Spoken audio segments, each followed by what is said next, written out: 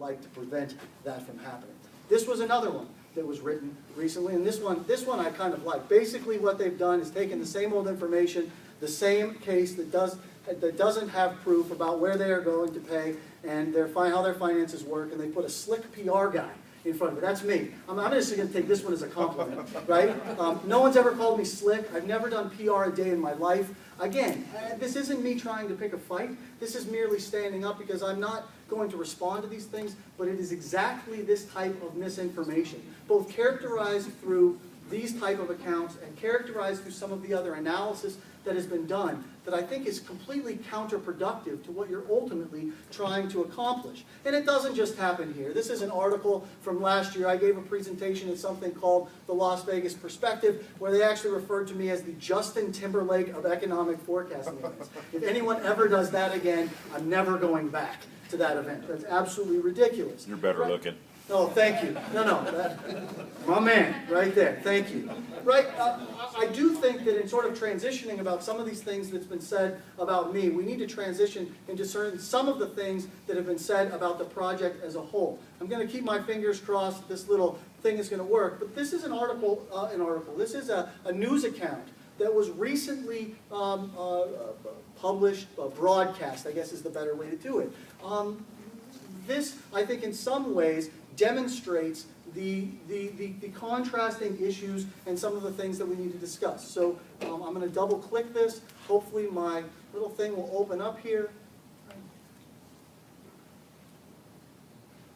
I can double click on this, or maybe I can scroll down here. Uh-oh. I don't know that you're going to be able to hear it.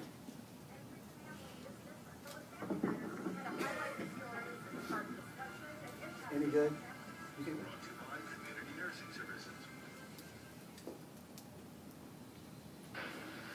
Welcome back. Thanks for joining us on this Thursday. The controversy on Lake Powell Pipeline dealt another blow. Well, this time it's from 19 Utah economists who sent a report to the governor saying the pipeline is way too expensive for one southern Utah county. Senator Bureau reporter Lad Egan live with Rover St. George tonight. A lot of debate over this pipeline, Lad. What does this new report say? Well, the economists say that Kane County, that's one of the two counties that would get water from the pipeline, would have to go to drastic measures in order to repay its portion of the construction costs for the pipeline. We don't need it, and we shouldn't be paying for something we don't need. Leanne Skorzinski with the environmental group Citizens for Dixie's Future says a new report highlights what she's been saying all along about the Lake Powell pipeline. It's fiscally irresponsible. The report, signed by 19 Utah economists from leading universities, warns that in order for Kane County to repay its portion of the pipeline, residents would see water rates skyrocket by over 530% and impact fees raised to nearly $30,000. These are all things that are going to affect every man, woman, and child, every business. I'm afraid it might even stifle growth. In a letter to lawmakers, the economists write, the state should not facilitate Kane County's acquisition of this debt without a careful and thoroughly detailed study of whether Kane County residents have the capacity to repay it. We think about water resources.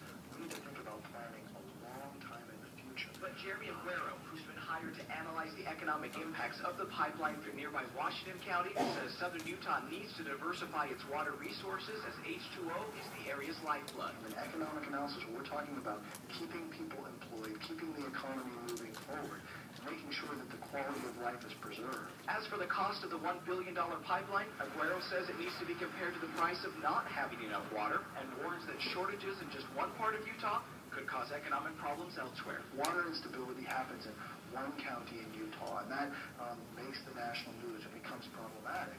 You start seeing investors say, well, maybe I shouldn't go there.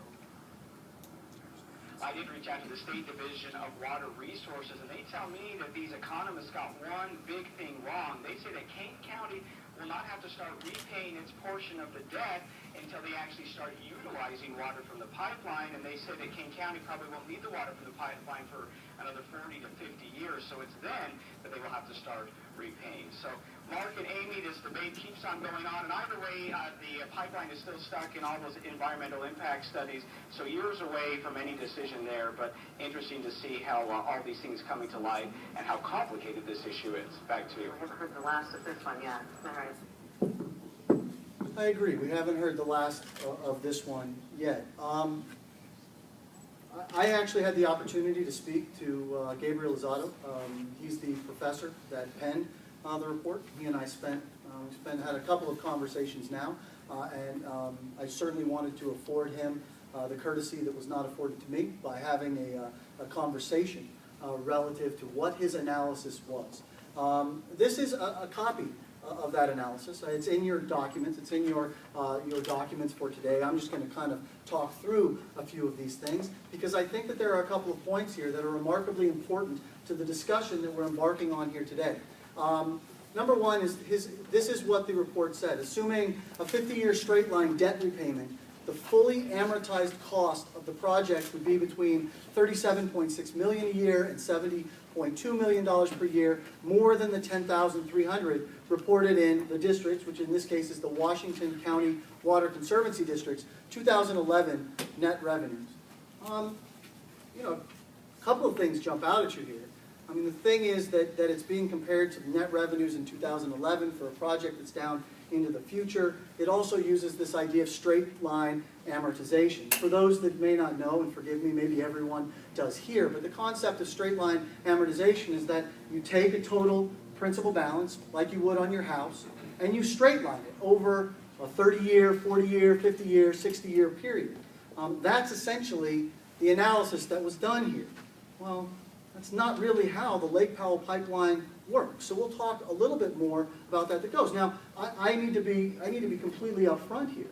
I had a long conversation with Professor Lozada, who I found to be completely forthright, and I don't think his intent was ever to suggest that this is how we'll ultimately be financed, but rather all they wanted to do was say, hey, what he indicated to me was the whole idea, the prompting these letters, was to say that we need to have more study. We need to understand it in more detail in terms of how it would ultimately be funded.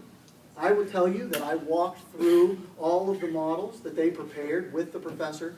I also walked through the model that I'm going to share with you today with the professor, and I think we're very much on the same page in terms of what we did versus the limitations of what they did. We'll talk more about that as we go through. Right? In the broadcast that I just played for you, in the news report, there was a lot of big percentages, right? 100, 200, 300% increases in water rates, right? There was $30,000 in increased impact fees. I'm here to tell you that if anybody was about to offer $30,000 worth of impact fees, or they were going to triple your water rates, you would probably grab a bunch of pitchforks and throw Ron right out of town, right? I mean, I don't think anyone in their right mind would either offer that as an alternative or would suggest that in any way that's a good thing. Let me start.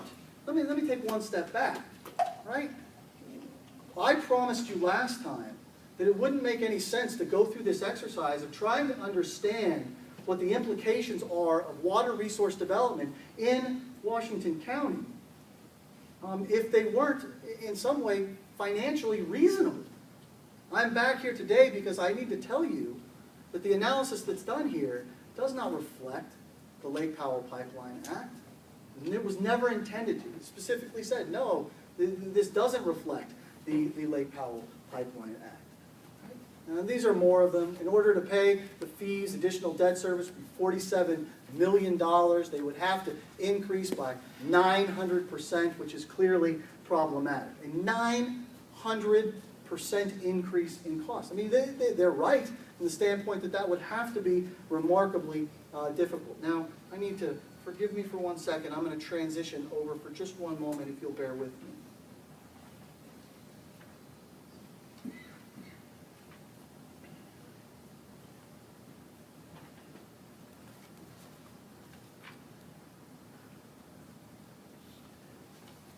Tonight we're going to undertake a few exercises.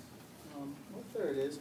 We're going to undertake some exercises using a software program called Turning Point. Let me take a step back before I take a step forward. Relative to the things that we've gone over so far, are there any questions from the committee relative to qualifications of myself. I know Sean's here, who's formerly with the Department of Justice and also with the Governmental Accounting Office in Washington, D.C. He can answer about his resume more so than I can. But are there any questions in terms of what we were asked to do, what we are doing, or how we got to where we are today from the committee? Okay, great.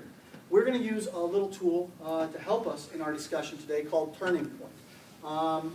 Turning Point is a polling device. If you look in front of you, you've got these little clicker things. They're white with some buttons. Those buttons say 1 or A or B. If you wouldn't mind grabbing those for me, I want to make sure that we're all on the same page. Now, please don't click anything yet, okay? The way that these things work is that we'll go on to individual slides, and I'll ask you a question, and then I can see how many of you have responded, and then you'll answer them, and a little pie chart will come up and tell you how many of you said this and how many of you said that, you know, kind of a thing. Again, this isn't a statistically significant group, but you are the Citizens Advisory Committee, so I'm interested in making sure that the assumptions we make match what you all are thinking, okay? So let me ask the question, do you generally understand how Turning Point works? If you can press 1, if yes, you do understand, or you can press 2 if no, I don't understand, which if you pressed 2, you probably do understand, but generally we'll make sure. Oh, let me say one other thing. You are completely anonymous. You are all grouped together. We haven't tried to code your individual clickers so that I know what his response is versus her response versus the very nice lady in the back. There's no coding of them. You are completely anonymous, so you can answer as honestly as you so choose, right? Do we know how many folks we have? 15? 17. All right. 3 of you have decided we're just not going to answer the question. All right? 16? 17. Way to go! Way to go! You guys are great.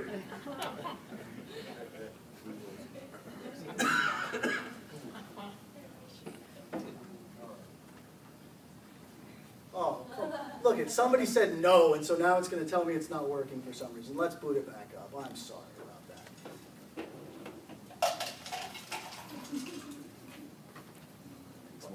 I'm going to put it on my screen so that I can actually see it, since I can only see it one place or the other. A moment, if you bear with me.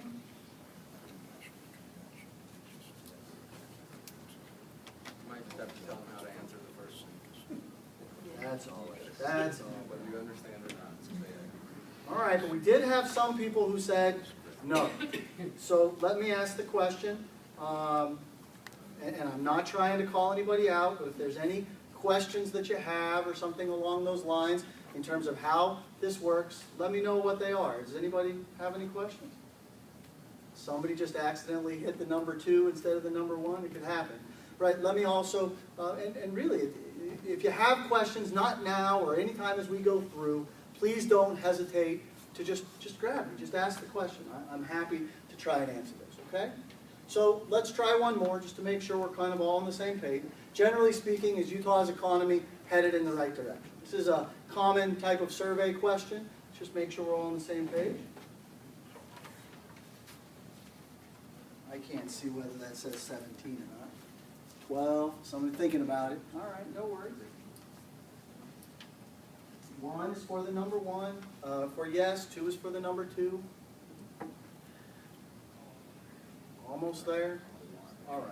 Oh, and you can also change your response too, right? If you hit 1 and then 2 and no, I really meant 3, it's okay. It's only going to record whatever your last response is. So once it's closed, you can't change it, but you get kind of the sense. Right? Wow. Oh, you're a very optimistic group tonight, apparently. 100% of you believing Utah's economy is generally headed in the right direction. It's nice to have optimistic folks sitting in the room. I can't say that I've ever seen that before.